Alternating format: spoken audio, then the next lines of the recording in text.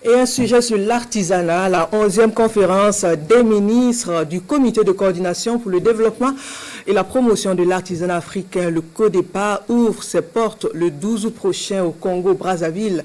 Le CODEPA est une tribune pour la promotion du secteur de l'artisanat en Afrique. Plus ample connaissance sur l'organisation, ses missions et attributions dans ce dossier de Ismaël Saturnin, Paris.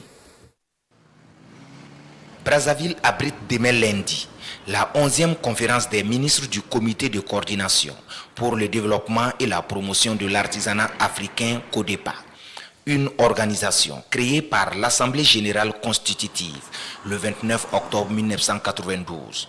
Le CODEPA, dont le siège est à Ouagadougou, est né de la volonté des États membres de mettre en place une structure unique chargée de la promotion et du développement de l'artisanat africain. Le CODEPA, c'est une organisation intergouvernementale forte aujourd'hui de 28 membres et 5 pays observateurs. Le CODEPA fonctionne sur la base de 3 grands organes. La conférence des ministres, le secrétariat général qui est la structure opérationnelle du CODEPA, c'est-à-dire c'est celle-là même qui est chargée de mettre en œuvre les grandes décisions prises par la conférence des ministres. Et nous avons les délégations régionales au nombre de 5 qui réunissent l'ensemble des pays par région et qui sont chargés de jouer le relais du secrétariat général dans ces régions. Depuis sa création, le CODEPA a engrangé des résultats fort appréciables. Même si tout n'est pas rose, les principaux acteurs peuvent se réjouir de ce cadre qui permet aux pays membres de fédérer les énergies en matière de promotion de l'artisanat. Le bilan qu'on peut faire du CODEPA, c'est qu'il a connu des moments de gloire. Des moments de gloire dans la mesure où le CODEPA a pu implémenter ou impulser la mise en œuvre du projet PAPEA-UEMOA qui a permis aux 8 États de bénéficier d'un accompagnement en termes de renforcement des capacités des artisans, d'appui technique en termes de matériel pour pouvoir leur permettre d'améliorer leurs capacités productives.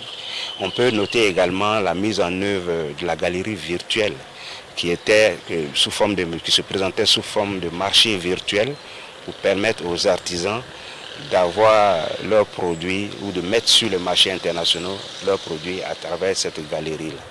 À cette 11e conférence des ministres du CODEPA, qui s'ouvre dans quelques heures, avec une vingtaine de ministres africains en charge de l'artisanat attendu, les organisateurs se réjouissent non seulement des travaux préalablement menés par les experts des pays membres, mais aussi de l'adhésion probable d'autres pays à l'organisation. Et c'est dans ce sens que le thème de cette rencontre, quelle approche pour une adhésion des États et une mobilisation des ressources pérennes, vient à point nommé. On peut noter avec satisfaction que parmi les experts, il y a des pays qui ne sont pas encore membres ou qui sont observateurs. Ils sont donc en train de prendre connaissance de la structure et je pense que le point qu'ils feront à leurs autorités quand ils seront là le 12, ça nous laisse entrevoir déjà que nous pourrons enregistrer de nouvelles adhésions. La réunion des experts se déroulait dans de bonnes conditions. Comme vous voyez, ils ont travaillé très dur. Ça augure de bons lendemains. Vous avez vu l'ambiance qui règne, donc ça se passe bien. Nous recevons les délégations ministérielles. Le CODEPA a sa 10e session, tenue à Ouagadougou, du 26 au 28 janvier dernier.